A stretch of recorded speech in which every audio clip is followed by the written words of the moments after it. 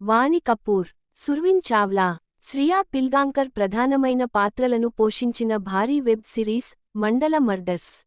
గోపీ పుత్రన్, మనన్ రావత్ దర్శకత్వం వహించిన ఈ సిరీస్ 8 ఎపిసోడ్స్గా రూపొందింది. భారీ బడ్జెట్, భారీ తారాగణంతో నిర్మితమైన ఈ సిరీస్ ఈ రోజు నుంచే నెట్ఫ్లిక్స్ లో స్ట్రీమింగ్ అవుతోంది. డిఫరెంట్ జోనర్స్ను టచ్ చేస్తూ సాగిన ఈ సిరీస్ ఏ స్థాయిలో కనెక్ట్ అయిందనేది చూద్దాం. కథ: ఉత్తరప్రదేశ్ ప్రాంతంలోని చరణ్ దాస్పూర్ లో 1952లో ఈ కథ మొదలవుతుంది. చరణ్ దాస్పూర్ దట్టమైన అడవికి దగ్గరలో ఉన్న ఒక గ్రామం. వరుణ అడవి లో రుక్మిణి అనే ఒక మంత్రగత్తె తన అనుచరులతో కలిసి రహస్య ప్రదేశంలో నివసిస్తూ ఉంటుంది. బొటనవ్రేలు సమర్పించిన వారి కోరికలను క్షుద్రశక్తుల ద్వారా తీరుస్తూ ఉంటుంది. శత్రువులపై పగ తీర్చుకోవాలని అనుకున్నవారు ఆమెను ఆశ్రయిస్తూ ఉంటారు. చరణ్ దాస్పూర్ వాసులంతా కలిసి ఆ అడవి నుంచి ఆ మంత్రగత్తెను తరిమివేస్తారు.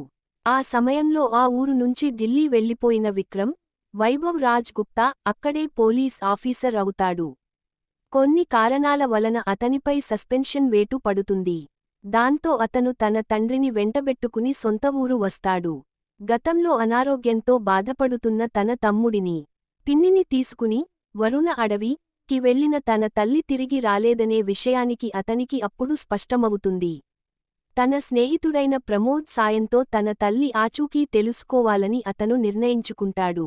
ఆ ఊళ్ళో సుజయ్, విజయ్ అనే అన్నదమ్ములు రౌడీయిజం చెలాయిస్తూ ఉంటారు.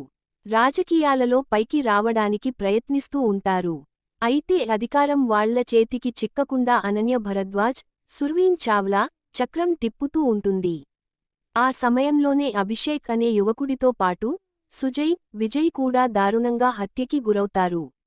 ముగ్గురి శవాలపై చిత్రమైన చిహ్నాలు కనిపిస్తాయి. అవేమిటనేవి ఎవరికీ అర్థం కాదు. ఈ మిస్టరీని ఛేదించే స్పెషల్ పోలీస్ ఆఫీసర్గా రియా థామస్, వాణి కపూర్ ఆ ఊరికి వస్తుంది.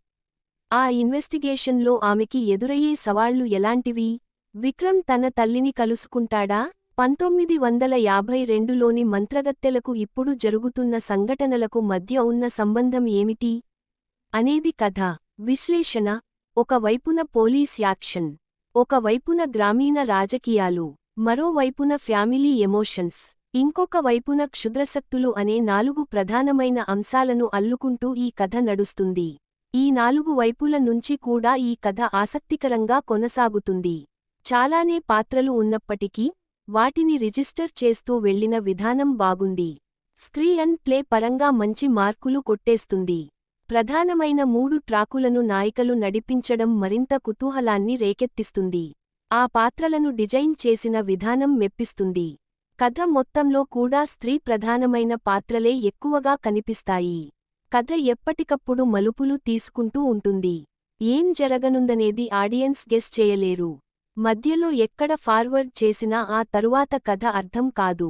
అంత చిక్కగా ఈ కథను అల్లుకుంటూ వెళ్లారు.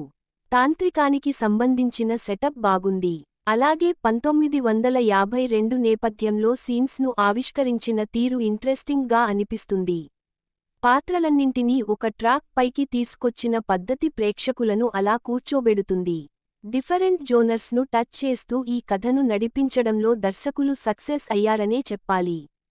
పనితీరు, నిర్మాణం పరంగా, టేకింగ్ పరంగా ఈ కంటెంట్ ఆకట్టుకుంటుంది. స్క్రీన్ ప్లే హైలైట్గా నిలుస్తుంది.